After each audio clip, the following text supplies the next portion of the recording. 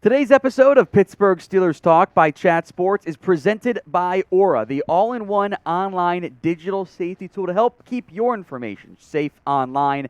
They're giving you a free 14-day trial. Cancel at any time when you head over to aura.com/chatsports.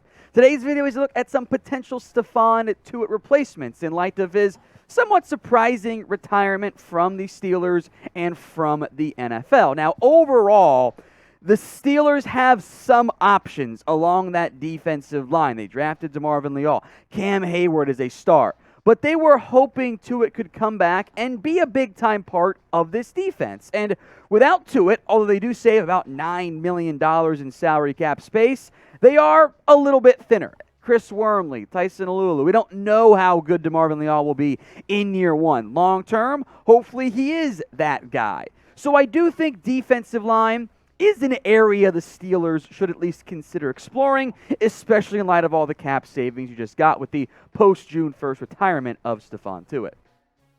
Now, we do want you guys to show Tuitt some love by liking this video. He is one of the greatest Steelers of his generation. Very successful football player. Yeah, he's probably not a Hall of Famer, but he was a damn good player. So show some support and appreciation for his career by liking the video right now. We're going to begin with some free agent replacements for Stephon Tuitt. Then we'll look towards the trade market as well. So first up on our free agency options is Ndamukong Suh.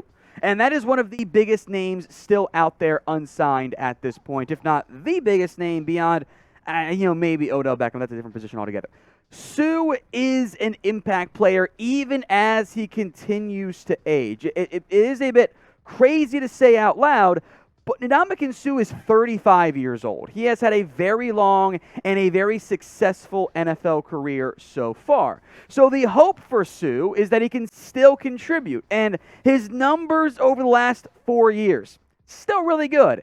Is he going to be a 6-sack guy again?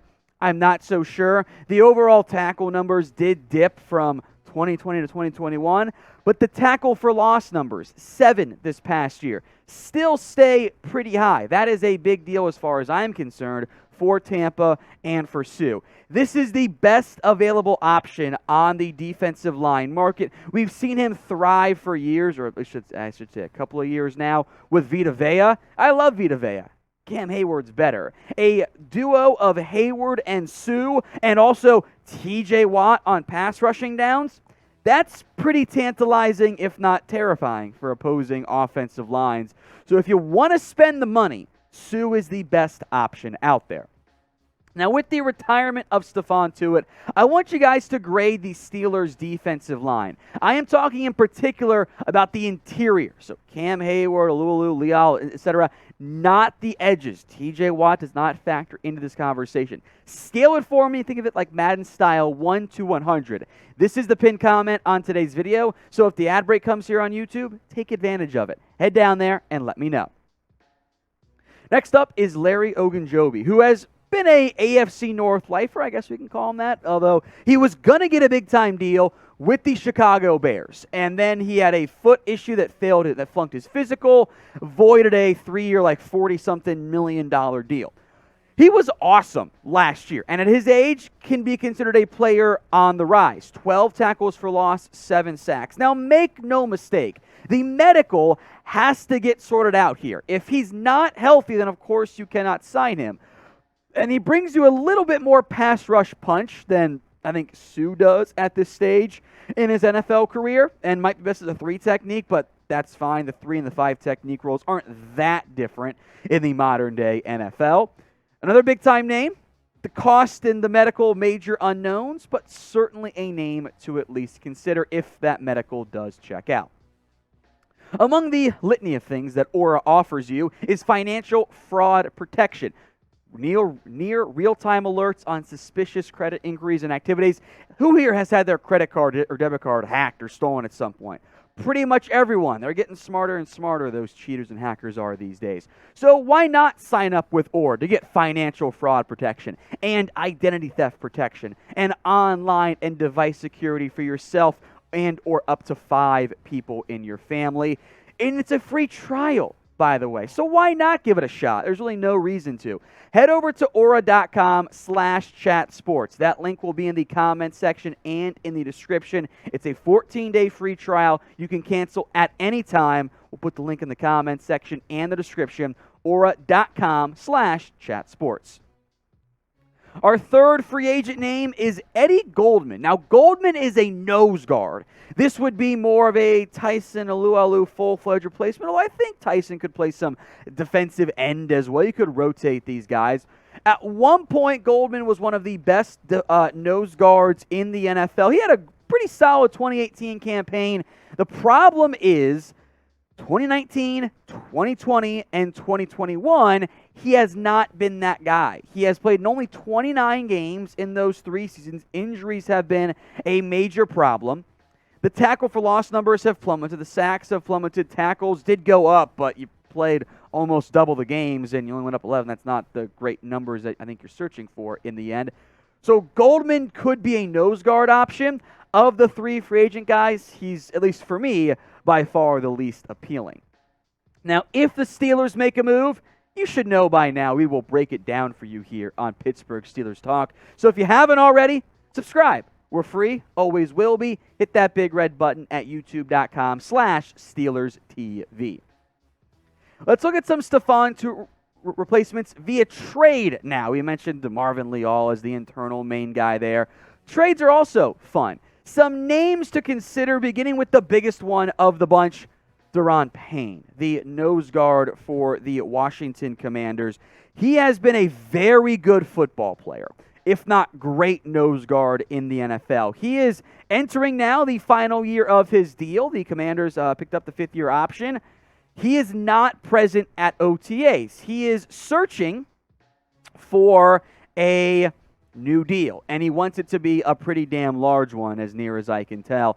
Payne is a good option for Pittsburgh if he is affordable via trade. He and Jonathan Allen might not be the best of buds. There's been some issues mid-game with some arguments and fighting, etc. there. So I wonder if Payne is available. I do think having to pay him a big-time new deal, you're talking massive money, the $9 million you saved and more is going to go to Payne in the end. I wonder how that impacts the trade value. So a trade idea that definitely favors the Steelers, and it could even be a steal in the end. Maybe it's a conditional 4th-round pick, can become a 3rd, etc. there if you re-sign him or whatever. Kind of like the Leonard Williams deal, if you guys remember that one with the Jets and Giants a few years ago. 4th-round pick, I would do this in a heartbeat. I'd do it for a 3rd as well. But what do you guys think? Would you make this particular trade? If so, type in T for trade, you are in. If not, type in P for pass. You're not interested, you're going to go in a different direction. Sound off for me in the comments. Derek Wolfe is next up here. This is a long-time 3-4 defensive end. He is continuing to age. There were injury problems last year that I think raised question marks about his long-term career at age 32. But he is a perfect fit for what the Steelers like to do on the defensive side of the football. He's not an elite pass rusher, but he does the dirty work. That's what you'll want oftentimes in your 3-4 defensive ends. Guys that can help absorb some double teams, free up your other players, TJ Watt, your linebackers, to make more plays on the football.